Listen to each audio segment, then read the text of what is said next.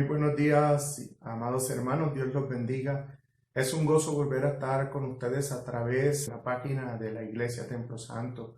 Un saludo especial a la familia pastoral, al cuerpo de ancianos y líderes de la Iglesia y a todos los hermanos que hacen parte de la comunidad de Templo Santo. Que el Señor les bendiga. También un saludo especial para las personas que en esta mañana conectan con la Iglesia a través de las redes sociales. Que Dios los bendiga. En esta mañana estaremos dando una mirada al capítulo 6 del libro de Apocalipsis y consideraremos algunos aspectos importantes para la comprensión de este pasaje. Quiero invitarlos entonces a leer el capítulo 6 del libro de Apocalipsis. Dice así: Vi cuando el Cordero abrió uno de los 7 sellos, y oí uno de los 4 seres vivientes que decía con voz de trueno: Ven. Miré, y he aquí un caballo blanco. El que estaba montado en él tenía un arco, y se le dio una corona, y salió conquistando y para conquistar. Cuando abrió el segundo sello, oí al segundo ser viviente que decía: Ven. Entonces salió otro caballo, y al que estaba montado en él se le concedió quitar la paz de la tierra, y que los hombres se mataran unos a otros, y se le dio una gran espada.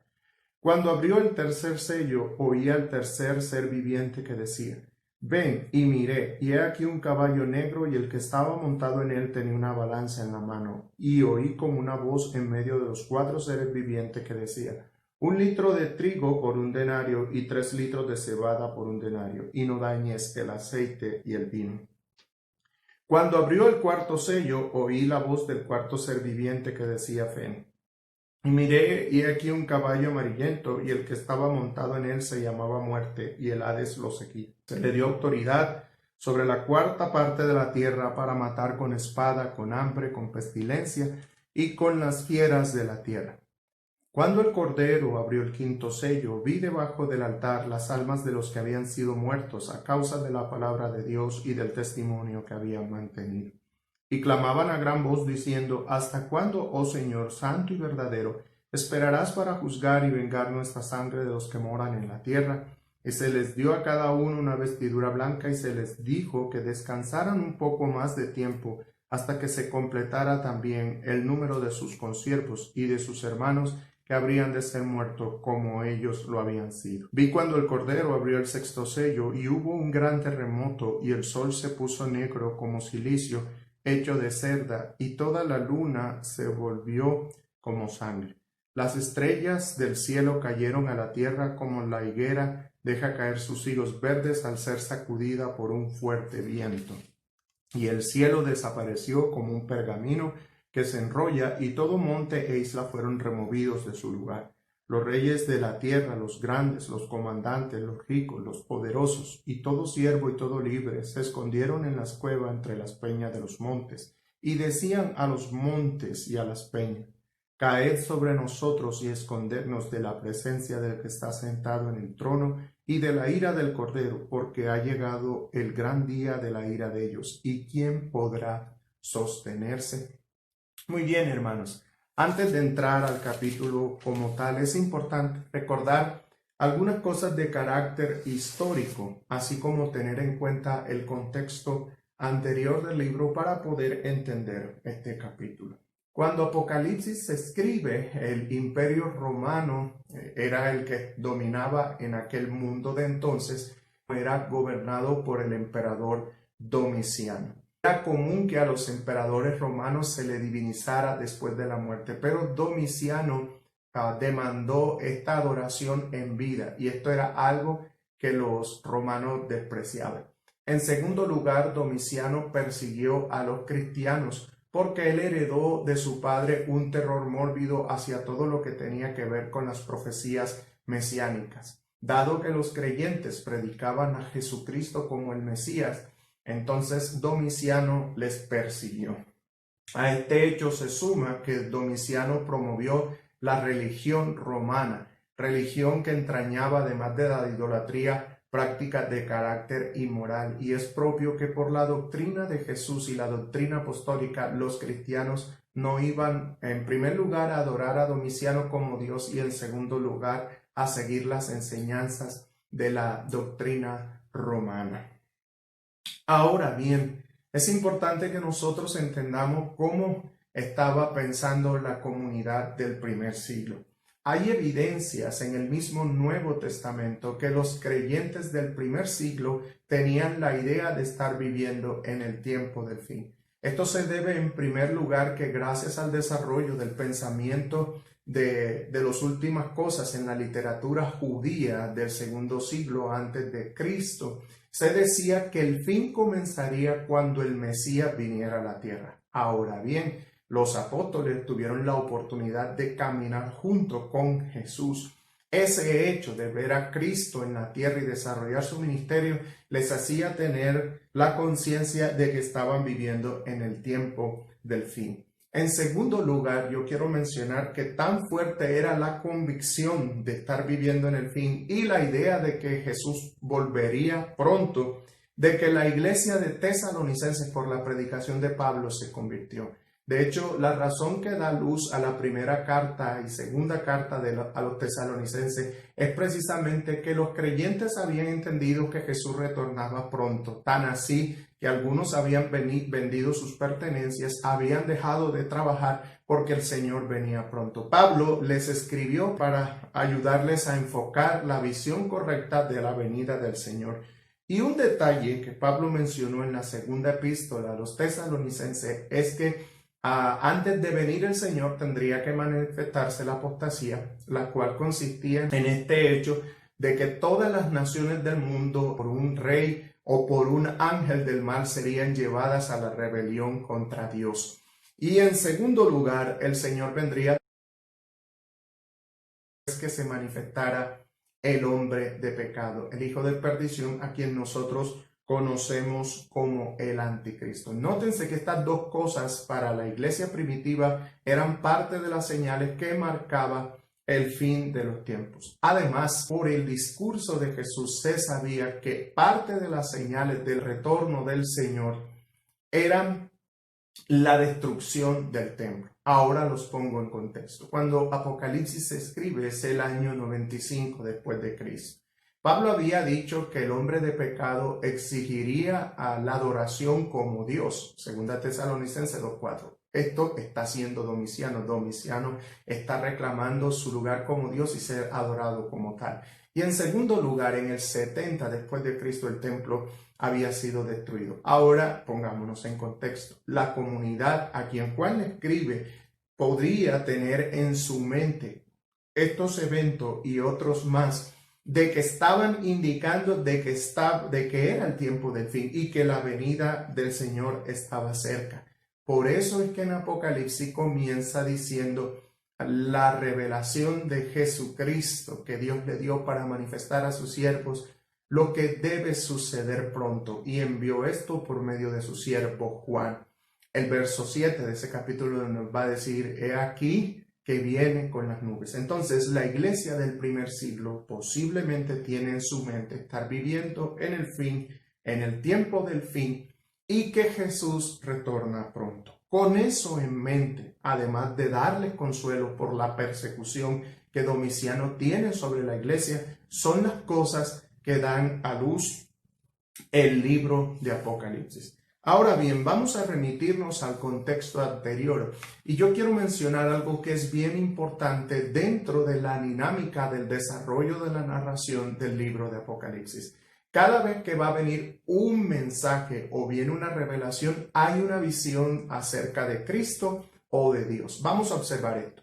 Antes del mensaje de las 7 iglesias que está en el capítulo 2 y 3, hay una visión de Jesús en el capítulo 1, verso 12 al 20, y Jesús es presentado aquí como el Hijo del Hombre. Antes de los juicios de Dios, que son representados en 7 sellos, 7 trompetas y 7 copas de oro. Los 7 sellos en el capítulo 6 al 8, los 7 trompetas del capítulo 8 al 14 y las 7 copas del 15 y 16. Ahora bien, antes de los 7 sellos está la visión del trono celestial en los capítulos 4 y 5 y en el 5 la exaltación de Cristo. Antes de la visión de las trompetas en el capítulo 8 está la visión del ángel con el incensario. Y antes de la visión de las copas de oro, está la visión del trono de Dios y el mar de cristal, que es como fuego, de donde los escogidos cantan el cántico de Moisés. Y antes de la visión del juicio final, aparece la visión de Jesús viniendo en las nubes. Entonces notemos que esta dinámica, ¿cierto? De antes de cada mensaje o antes de una revelación hay una gran visión. En el caso del capítulo que vamos a desarrollar, la visión tiene que ver con el trono de Dios y la exaltación de Cristo. Entonces vamos a detenernos en breve sobre estos dos capítulos para ver las verdades que se desprenden porque son importantes para comprender el capítulo 6. Recordemos que el mensaje de Apocalipsis, de acuerdo al capítulo 19, verso 6 en adelante, es que el tema central de Apocalipsis es Jesucristo. Ese es el espíritu de la profecía. En otras palabras, ese es el tema central de la profecía.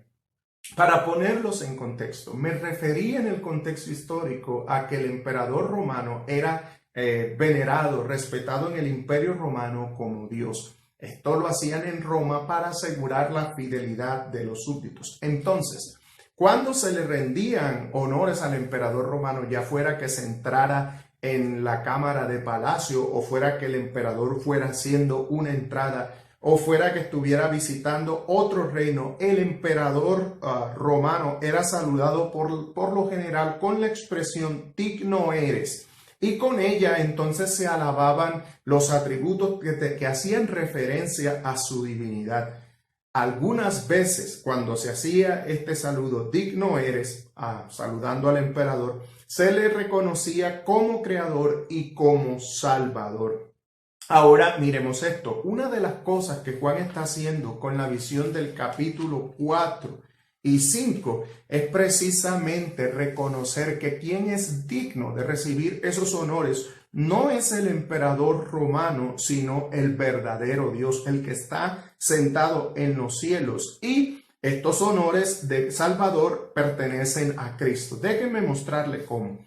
Juan ve la visión de Dios sentado en su trono y ve organizado toda la corte celestial. Capítulo 4 nos dice que Juan ve seres vivientes, ve 24 ancianos, ve el trono de Dios y a todas las huestes celestes se postran. El canto que se canta a Dios es en el verso 8, lo dicen los seres vivientes, dice: Santo, santo, santo, eres el Señor Dios Todopoderoso, el que era, el que es y el que ha de venir. Nótense lo que dice el verso 11, que es el canto que cantan, valga la redundancia, los 24 ancianos. Digno eres, Señor y Dios nuestro. Esos títulos también eran dados al emperador, de recibir la gloria y el honor y el poder, porque tú creaste. Nótense que también eso se le decía al emperador romano.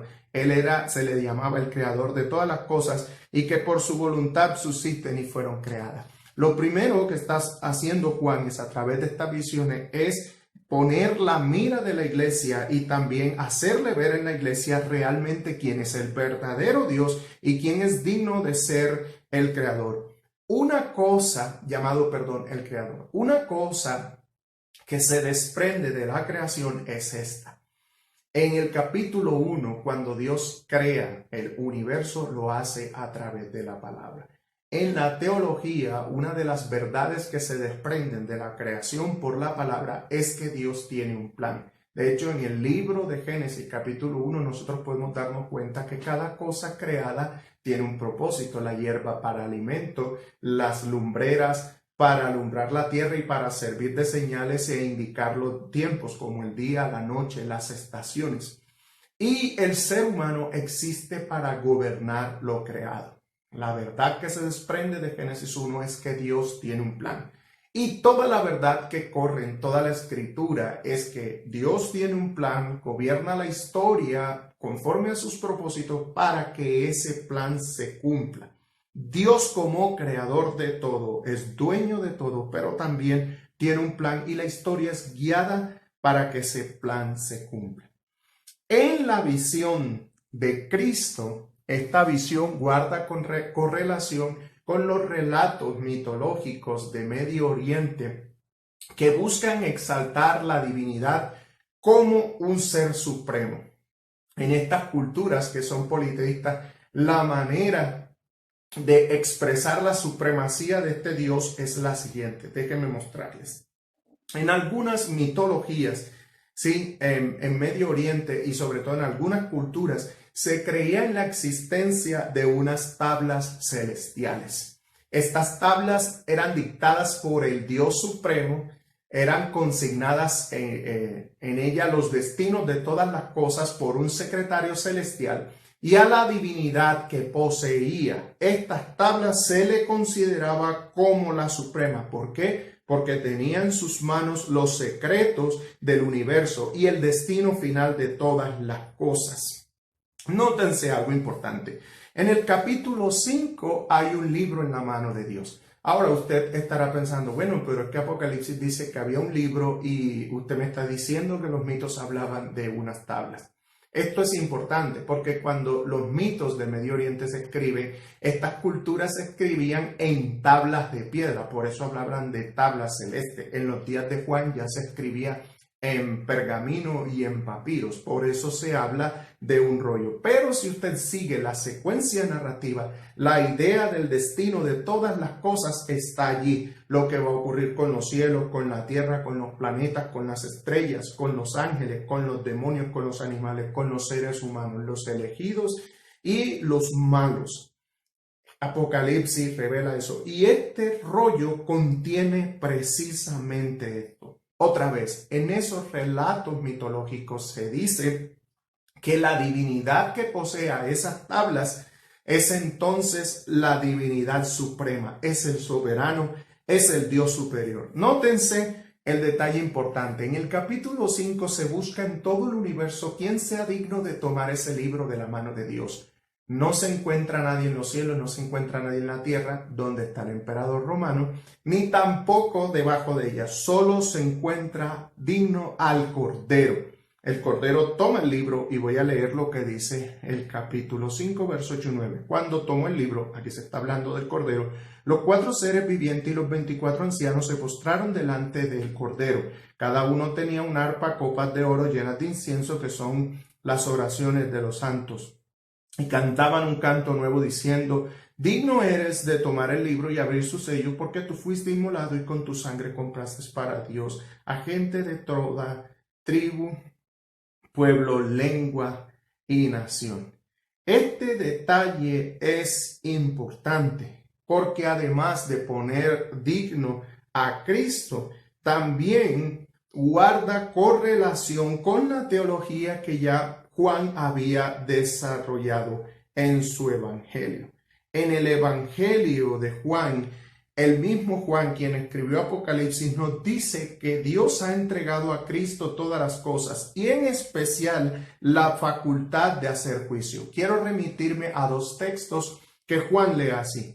Juan 3:35 dice: el Padre ama al Hijo y ha entregado todas las cosas en su mano. Juan 5:25-26 dice: porque así como el Padre tiene vida en sí mismo, así también le dio al Hijo el tener vida en sí mismo.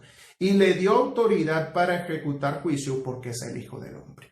Ahora noten, el libro representa, además de todo esto de la supremacía de Cristo, ese libro contiene el plan de Dios. Cuando usted sigue leyendo Apocalipsis hasta el capítulo 10, verso 5, el ángel que habla con Juan le dice que el misterio de Dios se consumará cuando el 7º ángel toque la trompeta.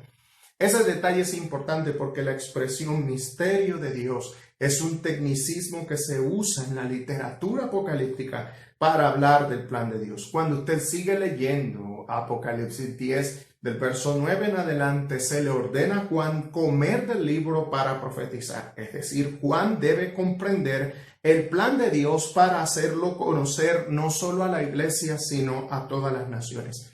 Quiero detenerme en este detalle. Gracias a la literatura apocalíptica del 2º siglo antes de Cristo, esta idea de las tablas celestes fue adoptada por Israel y se aplicó a las tablas de la ley. Los judíos creían que cuando Moisés subió al monte, Dios le dio la ley. En esas tablas de la ley le dio las tablas celestes que contenían todos los destinos. Por eso, en el 2º siglo antes de Cristo, los que escribieron literatura apocalíptica para hacer entender el plan de Dios a su gente, regresaban a la Torá, lo que nosotros conocemos como Pentateuco, y a las profecías y promesas que habían en el Antiguo Testamento como una manera de penetrar y explicar el plan divino.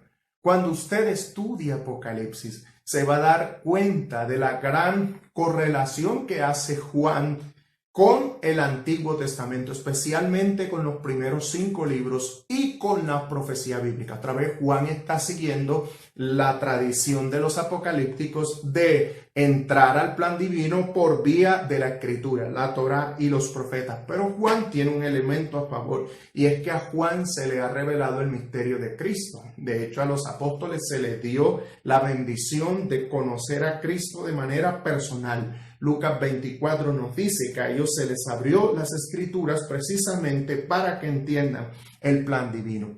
Lo que vemos entonces en la mano de Dios en el capítulo 5 es ese plan. Y Juan nos lo presenta entonces como libro sellado. Nos presenta el plan de Dios como algo que está sellado. De ahí la expresión: ¿quién es digno de desatar el libro y de abrir sus sellos? Ahora bien, entremos en materia. Lo primero que nos muestra Juan en este capítulo 6 es que el Cordero abre los 7 sellos con los que está sellado el libro. Es importante entender la imagen de un sello. El documento o cualquier documento, tanto hoy como en la antigüedad, que está sellado, es una manera de indicarnos que solo puede abrirlo su destinatario. En este caso, el libro ya nos ha dicho en el capítulo 5 que el único digno de abrir ese libro y desatarlo es a Jesús, por las verdades que le he dicho. Jesús como divinidad suprema, ¿cierto? En segundo lugar, es una manera que Juan nos está diciendo a través de los símbolos de que el Padre ha entregado todas las cosas en la mano de Jesús. Y recordemos la correlación de este libro con las tablas celestes, es decir, con el plan de Dios que contiene el destino de todas las cosas. Lo primero que yo quiero señalar es que los 4 primeros sellos del libro de Apocalipsis guarda correlación, una correlación muy cercana con la temática que expresan los relatos mitológicos de Medio Oriente Antiguo en cuanto a la manifestación de las fuerzas del caos en el cosmos. De acuerdo a este tipo de relatos, las fuerzas del caos se manifiestan, entre otras cosas, en los siguientes aspectos. Cuando el caos hace su manifestación en la creación, lo hace a través de la esterilidad, la violencia, las sequías, las guerras, el hambre, las plagas, las pestes, las tinieblas y la muerte. En el caso del libro de Apocalipsis, nosotros podemos ver que los 3 jinetes, el del segundo corcel, el tercero y el cuarto, representan estos aspectos del caos. Permítanme ilustrárselo. El capítulo 6, verso 3 nos dice que cuando el Cordero abrió el segundo sello, el ser viviente invitó a Juan a ver y dijo: salió un caballo rojo, y el que estaba montado en él se le concedió quitar la paz de la tierra y que los hombres se mataran unos a otros, y se le dio una gran espada. Nótese aquí cómo los poderes del caos, violencia, que se maten unos a otros, guerra, simbolizado en la espada, están representadas las fuerzas del caos de ese aspecto aquí. En segundo lugar, el tercer corcel, dice Juan que cuando se abrió el tercer sello, el tercer viviente lo invita, y ahora oye una voz en medio de los 4 seres vivientes que decían: 1 litro de trigo por 1 denario, 3 litros de cebada por 1 denario, y no dañes el aceite y el vino. Esto es importante porque el denario era el salario de un día en el siglo I. Así que 2 productos de la canasta básica en Medio Oriente tenían el precio del valor del salario de un día, y otra vez en esto está representada el hambre.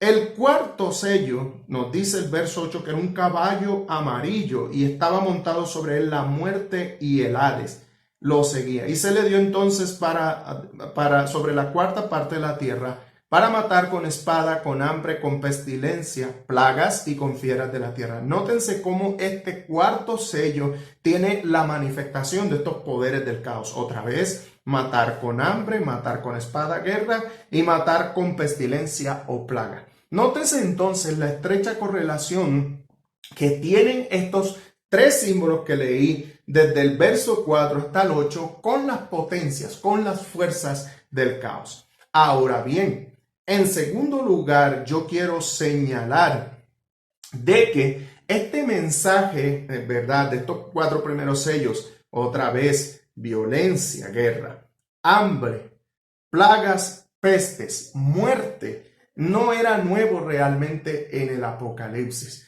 Esta idea subyace en Génesis 3 cuando el hombre peca. Vamos a darnos cuenta de esto porque este detalle llama poderosamente la atención, la relación de la temática de lo caótico con el pecado en la literatura bíblica. En Génesis 3, cuando el hombre desobedece a Dios, se dan las siguientes consecuencias. La primera, aunque no se dice literalmente el hambre, en el capítulo 3, Dios le dice a Adán que por haber desobedecido su voz, la tierra no volvería a dar el fruto como antes. Y esto implica, además de mayor esfuerzo, de que habría hambre. En segundo lugar, una de las consecuencias de la caída humana es la violencia. Y esto se ve reflejado en el capítulo 4, donde Caín mata a Abel. Además, ese pecado se vuelve tendencia humana. Cuando usted llega al capítulo 6, usted se va a dar cuenta que la violencia crece en la medida que los hombres se multiplican. Y ese pecado, porque había pecado, había violencia, nos dice Génesis 6. De hecho, en el hebreo dice, y habían delitos de sangre. Como consecuencia del pecado, la violencia creció. Y Dios le dijo a Adán que por causa de haber desobedecido, la muerte entonces entraría al mundo. La genealogía del capítulo 5 nos dice que todos los descendientes de Adán morían, excepto Enoc. Toda carne pereció en el diluvio y de hecho el diluvio otra vez regresó a la creación al principio. Recordemos que en Génesis 1:2 la tierra estaba sumergida bajo las aguas y en caos. En el diluvio Dios volvió a la creación, al caos, para volverla a recrear. Entonces nótense que estas verdades de los poderes del caos manifiesto en la creación también está en Génesis 3. Otro aspecto que quiero señalar es que estas fuerzas, la violencia, la guerra, el hambre, las pestes, están, digamos así, indicadas en el libro del Deuteronomio como parte del castigo que Dios le daría a Israel cuando su pueblo le fuera desobediente. Voy a leer Deuteronomio 32, verso 20 al 25. Entonces él dijo, hablando de Dios, esconderé de ellos mi rostro, veré cuál será su fin, porque son una generación perversa, hijos en los cuales no hay infidelidad. Ellos me han provocado a celo con lo que no es Dios, me han irritado con sus ídolos. Yo pues los provocaré a celos con los que no son un pueblo, los irritaré como una nación insensata. Porque fuego se ha encendido en mi ira que quema hasta las profundidades del Seol, consume la tierra con su fruto e incendia los fundamentos de los montes. Amontonaré calamidades sobre ellos, emplearé en ellos mi saeta. Calamidades y saeta son dos palabras que están haciendo referencia a los juicios que Dios empleará sobre Israel cuando los castigue. Sigue el verso 24, serán debilitados por el hambre. Nótense representado en el caballo negro con el jinete que tiene una balanza en la mano.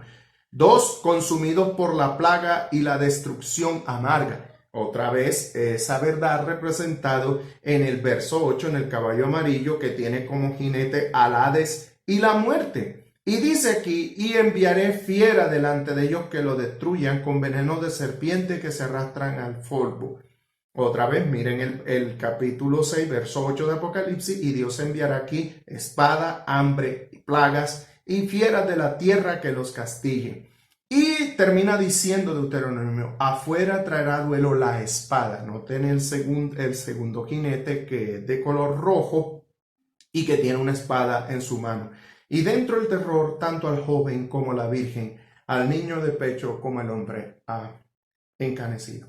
Ahora bien, nótense que tanto Génesis 3 como la ley del Deuteronomio nos dice que Dios trae estas consecuencias o estos poderes sobre la creación por la desobediencia humana. En Génesis 3 por el pecado humano, en Deuteronomio 32 por la desobediencia de Israel. Cuando usted sigue la secuencia narrativa del Génesis, en el capítulo 9 y 20, ¿cierto? Porque ya se ha leído los 7 sellos y las 7 trompetas. El capítulo 9-20 nos dice que estas plagas, que estos juicios que Dios trae sobre la humanidad tienen la finalidad de que el hombre se arrepienta de sus pecados. Así que leemos implícitamente de que la razón por la cual Dios desata estos juicios es el pecado humano. Esto demuestra que Dios no cambia y esto enfatiza la verdad de que cuando el humano se va tras su propio pecado, Dios permite que los poderes del caos, que las fuerzas caóticas de la naturaleza, del universo, corrijan al hombre. La finalidad es para que el hombre se aparte de sus pecados. Apocalipsis 9:20 dice así: y los otros hombres, los que no fueron muertos con estas plagas, no se arrepintieron de las obras de sus manos, no dejaron de adorar a los demonios y a los ídolos de oro, de plata, de bronce, de piedra y de madera, que no pueden ver ni oír. No se arrepintieron de sus homicidios, ni de hechicerías, ni de su inmoralidad, ni de su robo. Nótese entonces que los juicios de los 7 sellos, más los juicios de las 7 trompetas, buscan entonces que los primeros hombres se arrepientan. Pero también hace alusión a estas fuerzas del caos que ya discernían los antiguos y que lo expresaban en los relatos mitológicos. Ahora bien, estos 4 jinetes que se describen en estos primeros juicios, 4 juicios, están en correlación con el libro de Zacarías. Cuando nosotros leemos el libro de Zacarías, Zacarías ve en visión los mismos caballos. De hecho, dice que son unos carros que tienen estos mismos caballos. En el capítulo 2, él ve esa visión y en el capítulo 1 también. ¿Qué hace referencia a esto? Estos 4 carros también aparecen en el capítulo 6. Y lo que vienen a hacer estos carros con este tipo de caballos son a traer juicio sobre las naciones que atacaron al pueblo de Dios. Por un lado, esos caballos simbolizan juicio sobre los que afligieron a Israel. Y por otro, significa que Dios actuaría en favor de su pueblo para castigar a sus enemigos y restaurarlos y establecerlos en la tierra. En esos caballos está simbolizado entonces juicio para los que atacan al pueblo de Dios, pero también salvación en tanto que Dios obra castigando a sus enemigos para establecerlo y restaurarlo en su tierra. ¿Sí? ¿Qué es lo que encontramos aquí? ¿Qué está representando estos 4 caballos? 4 clases de juicios diferentes que Dios empleará sobre la humanidad por razón de sus pecados. Entonces vamos a entrar en materia. Lo primero que Juan ve en el verso 2 es un caballo blanco. Muchos han visto aquí la imagen del anticristo y hacen la comparación entre el caballo blanco de este capítulo y el caballo blanco en que viene Cristo. Porque se dice que este jinete trae un arco y porque se dice que Cristo viene en caballo blanco y que tiene una espada en su boca, que la simbología es totalmente diferente. Pero cuando usted lee el Deuteronomio, aquí habla de Dios empleando sus saetas. Verso 2 dice que este caballo tiene un arco, saetas son flechas. Y uno no puede dudar más de que esta es la acción de Dios para juzgar. Déjenme mostrarles cómo miro yo estos 4 caballos. En el mundo antiguo, cuando un imperio invadía una ciudad y esta estaba amurallada y bien guardada, este rey le ponía sitio. ¿Qué es un sitio?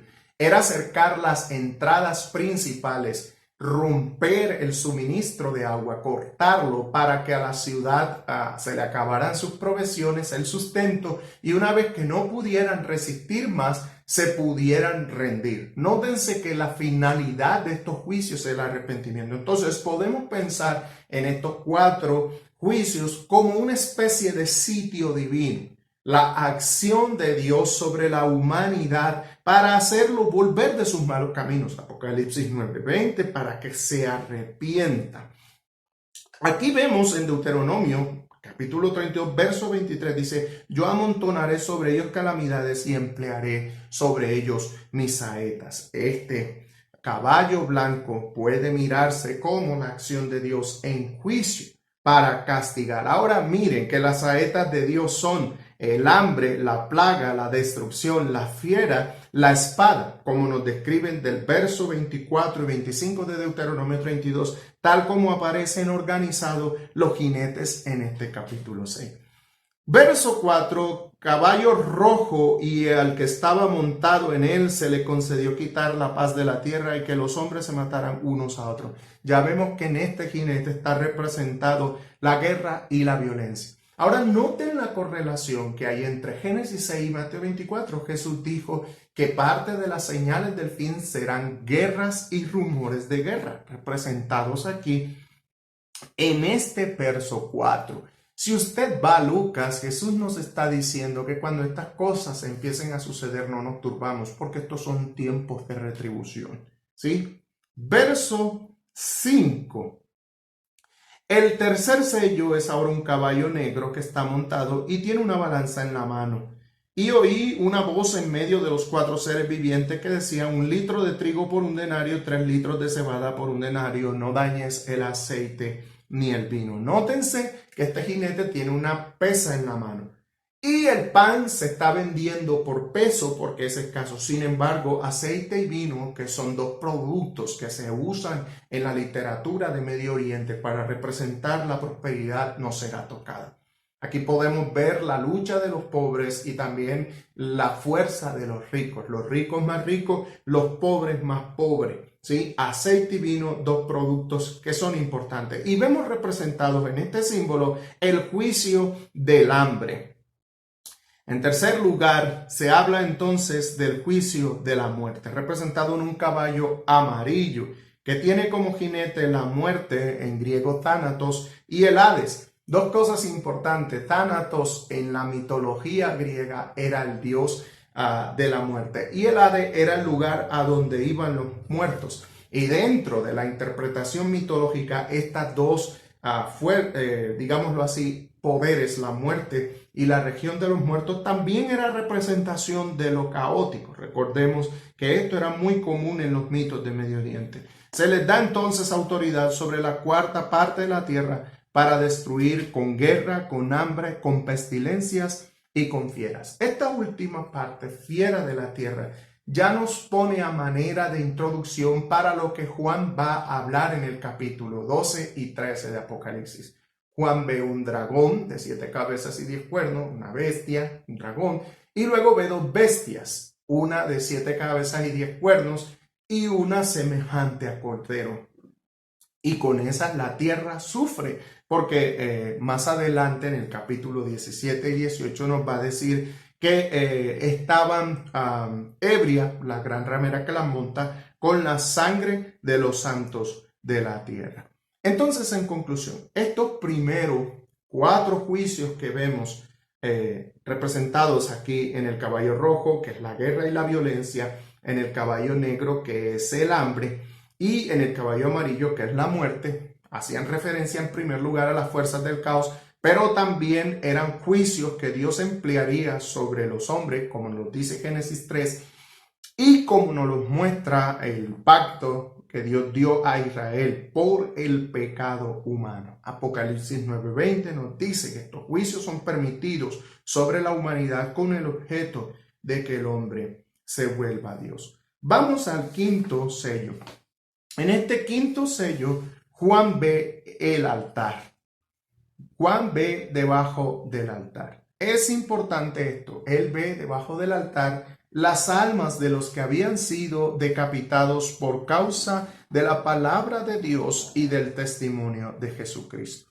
Es importante que miremos el símbolo. El altar era el lugar en donde el sacerdote hacía los sacrificios para Dios. Si usted lee Éxodo 27 y 29 y lee los primeros 7 capítulos del libro de Levítico, se va a dar cuenta cada vez que se habla de sacrificio que era allí en el altar donde se hacía.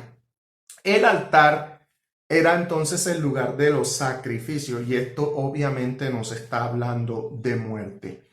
El martirio de los santos está siendo visto aquí como una ofrenda. La idea no es nueva. De hecho, Pablo ya había empleado esta imagen a referirse de su propia muerte bajo el poder del Imperio Romano. Él dice, se ve a sí mismo como una ofrenda que va a ser sacrificado. Vamos a ver en Segunda de Tesalonicenses,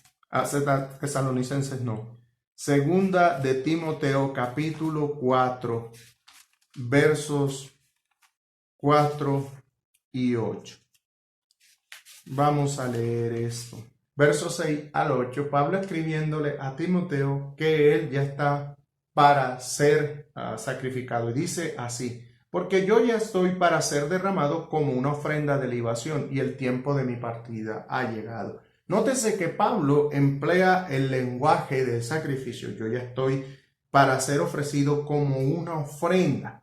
Y esto nos muestra que la iglesia del primer siglo veía el martirio como un sacrificio,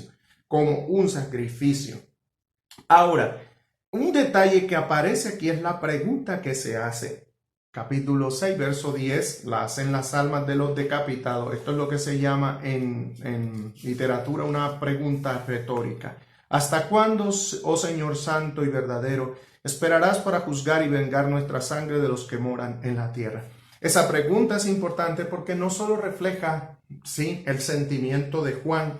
Juan se está preguntando, Señor, estamos siendo perseguidos, estamos siendo oprimidos. ¿Hasta cuándo tú vas a hacer justicia y vas a vengar la sangre nuestra de los que moran en la tierra? Es decir, la sangre de los creyentes que ha sido derramada. Pero no solo eso, sino que también refleja el sentimiento de los creyentes del primer siglo. Recuerden, están siendo perseguidos por el Imperio Romano. Se les está dando muerte porque no adoran a Domiciano como el emperador y no reconocen la religión romana. Los creyentes entonces, perdonen la expresión, están en el ojo del huracán y ellos están sufriendo la persecución por parte de Roma y les están matando. Este es un clamor por la justicia divina. El texto nos dice que deben esperar porque el número de los mártires debe ser completado así como ellos. Entonces se les pidió descansar y se les dio vestiduras blancas. Ahora bien, cuando usted sigue la secuencia narrativa del Apocalipsis, notará que en el capítulo 8 un ángel llena el incensario con las oraciones de los santos. Es importante entender que esas oraciones tradicionalmente se ha interpretado como las oraciones que hacemos todos los creyentes y es real, nuestras oraciones están delante de Dios. Pero en el contexto del libro se está refiriendo a esa oración que se hace en el capítulo 6, verso 10. ¿Hasta cuándo, Señor, santo y verdadero, nos juzgas y vengas nuestra sangre de la tierra? El capítulo 8 nos muestra que este clamor ha subido a Dios y ahora regresa a la tierra a manera de juicios representados en las 7 trompetas. Si usted sigue la lectura secuencial, notará que los juicios divinos se cumplen. Juan los interpreta como la retribución de Dios sobre los enemigos de Dios, aquellos que han perseguido a su pueblo y a sus santos. El dragón en el capítulo 12 que baja a la tierra y persigue a la mujer y a la simiente de ella, Israel y la iglesia. Luego el capítulo 13, verso 7, donde se le da poder a la bestia para vencer a los santos. El falso profeta, capítulo 13, verso 11, que hace morir a todo el que no adora a la bestia, y por contexto histórico sabemos los creyentes. Y finalmente la gran ramera en el capítulo 17 y sobre todo 18, donde se nos dice que ella está ebria de la sangre de los santos. Todos estos enemigos de Dios, si usted sigue desde Apocalipsis 8 hasta el final, son juzgados por Dios. Y el capítulo 19, verso 1 al 6 nos dice que esa es la venganza divina en la cual Dios hace justicia a sus escogidos, a la iglesia, a la esposa del Cordero. Y solo en efecto, después que estos juicios se hayan ejecutado, sucederá lo que conocemos como las bodas del Cordero. Y llegamos así al sexto sello. Dice, vi cuando el Cordero abrió el sexto sello y hubo un gran terremoto y el sol se puso negro como silicio y toda la luna se volvió como sangre. Las estrellas del cielo cayeron a la tierra como la higuera deja caer sus higos verdes al ser sacudida por un fuerte viento. Y el cielo desapareció como un pergamino que se enrolla, y todo monte e isla fueron removidos de su lugar. Los reyes de la tierra y los grandes, los comandantes, los ricos, los poderosos y todo siervo y todo libre, se escondieron en las cuevas entre las peñas de los montes y decían a los montes y a las peñas, caigan sobre nosotros y escondernos de la presencia del que está sentado en el trono y de la ira del Cordero, porque ha llegado el gran día de ellos y quién podrá sostenerse en pie. El sexto sello lo llamaré así un cataclismo cósmico. El sol se oscurece, eso es un eclipse total de sol, la luna se pone roja como sangre, eclipse total de luna, y las estrellas entonces caen a la tierra.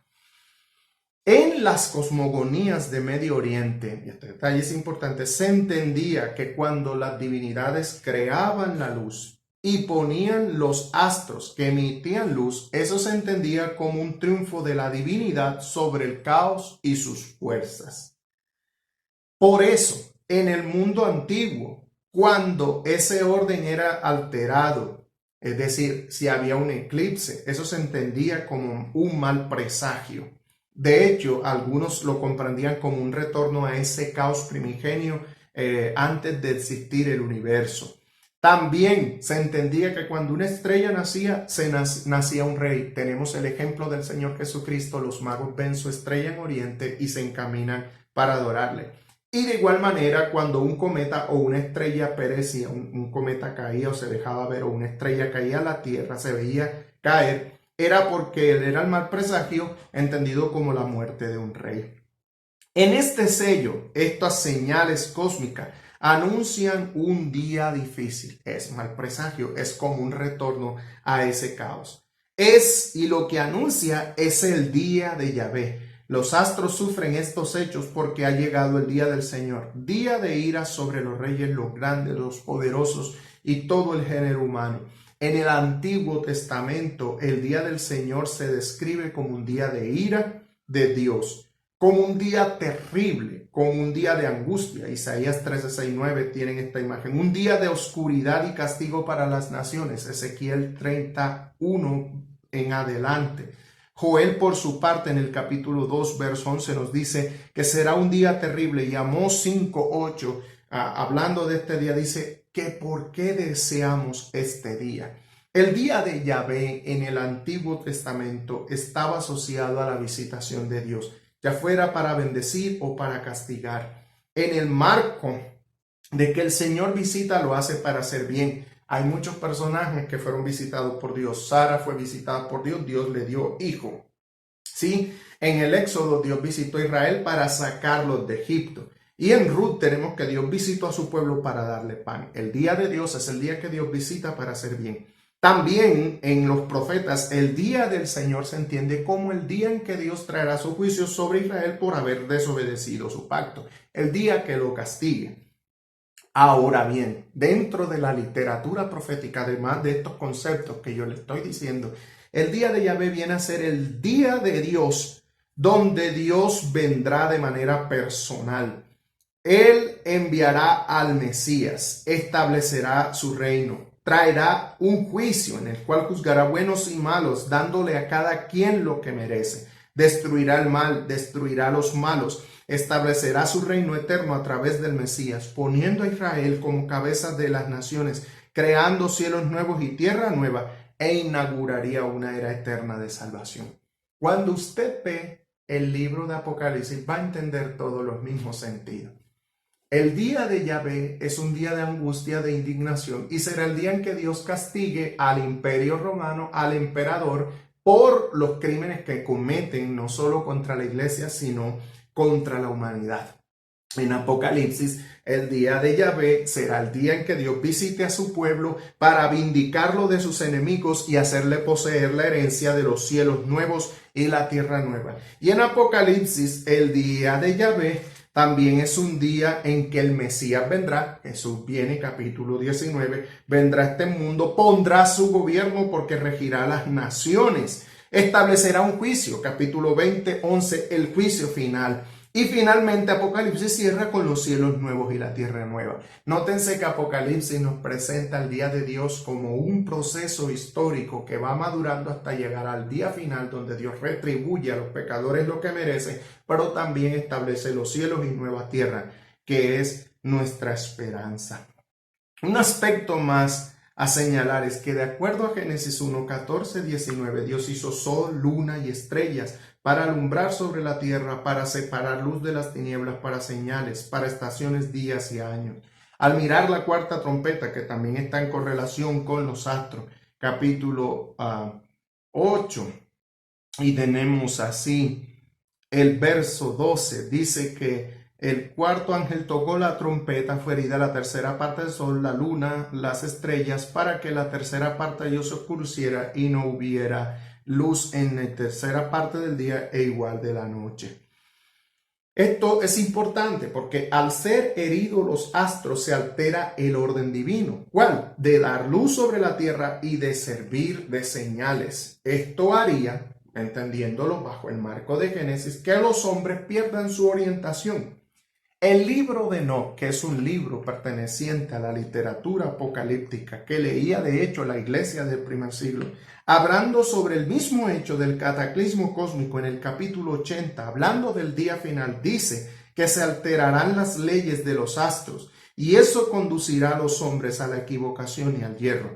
El texto de Apocalipsis en su secuencia narrativa anuncia grandes juicios sobre la humanidad rebelde a Dios, sobre el imperio romano, sobre su emperador y sobre el falso profeta, así como la gran ramera, anunciando sobre ellos temibles castigos, terribles juicios. Sin embargo, el libro cierra con la esperanza de la herencia de los escogidos, un nuevo cielo y una nueva tierra y una nueva Jerusalén, donde Dios extenderá su tabernáculo sobre sus escogidos.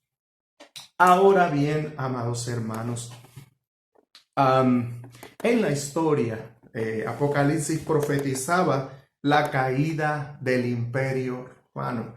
De hecho, los primeros 3 siglos de la iglesia fueron de completa persecución.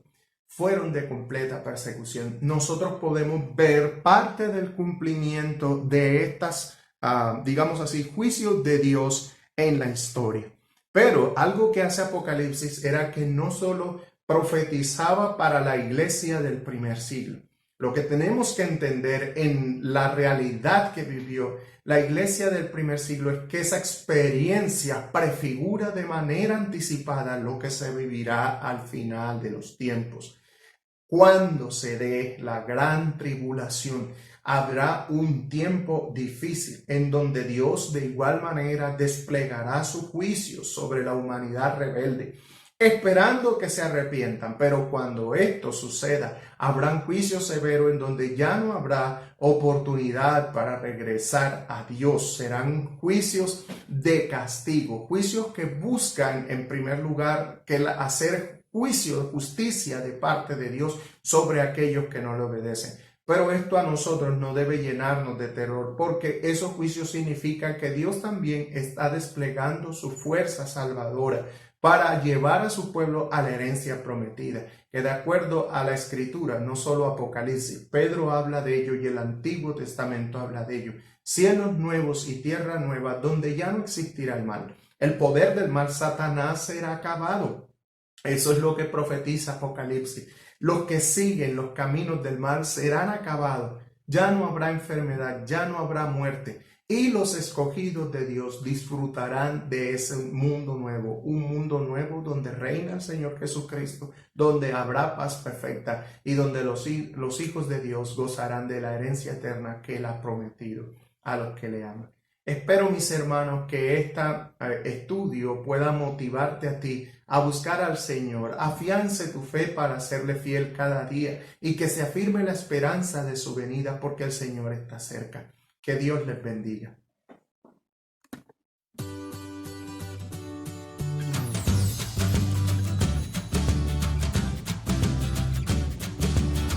Queridos hermanos, Dios continúe bendiciendo tu vida. Es importante para la Iglesia Templo Santo estar en contacto contigo y por eso queremos darte los siguientes anuncios.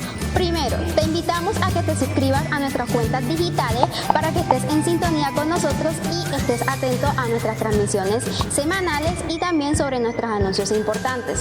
Para eso, brevemente te explicaremos cómo acceder a ellas. En nuestra cuenta de Facebook, envíanos la solicitud de amistad y dale me gusta a nuestra cuenta de fanpage que sale @Iglesia Templo Santo. En nuestra cuenta de YouTube, suscríbete y activa la campanita de notificaciones para que estés en sintonía con nosotros. Para agregarte a nuestro grupo de WhatsApp, dirígete a la cuenta de FansPay y dale en el botón WhatsApp y escríbenos. Te invitamos a que te conectes con nosotros los días de semana y los fines de semana para que compartas con tu familia palabra del Señor. Para esto tenemos un cronograma. Los días martes tenemos el estudio bíblico en casa, 7 p.m. Los días miércoles tenemos el club de amigos en casa a las 7 p.m. Los días jueves en la mañana tenemos nuestro ayuno familiar en casa a las 9 de la mañana. Los días jueves tenemos nuestra reunión familiar en casa a las 7 p.m. Los días sábados tenemos nuestro culto juvenil familiar en casa y los días domingos tenemos nuestra celebración dominical en casa a las 8 de la mañana. Únete a nuestro donatón de alimentos para ayudar a los más necesitados. Para mayor información, escríbenos o llámanos a los números que aparecerán en pantalla. Hermanos y amigos, queremos recordarles que continúen en sus casas los cultos familiares y las oraciones por sanidad, protección, por nuestros gobernantes, por el personal de salud y por aquellas personas que están pasando necesidades o que están enfermas. Recordemos la fidelidad a Dios y obediencia a su palabra en lo que Él demanda y lo recibido de su mano. Usted puede comunicarse a los números que aparecerán en pantalla o a través de nuestro chat del Departamento de Comunicaciones y ahí recibirá más información. Recuerda, Dios ama al dador alegre. Para la Iglesia Templo Santo es importante los niños de la congregación, por lo tanto se abre un espacio para que ellos puedan aprender a través de estos medios digitales palabra de nuestro Señor Jesucristo. No olvides dejarnos tu petición de oración en los chats de Facebook y de YouTube o si tienes alguna sugerencia. Y recuerda, hermano, nosotros somos Iglesia Templo Santo.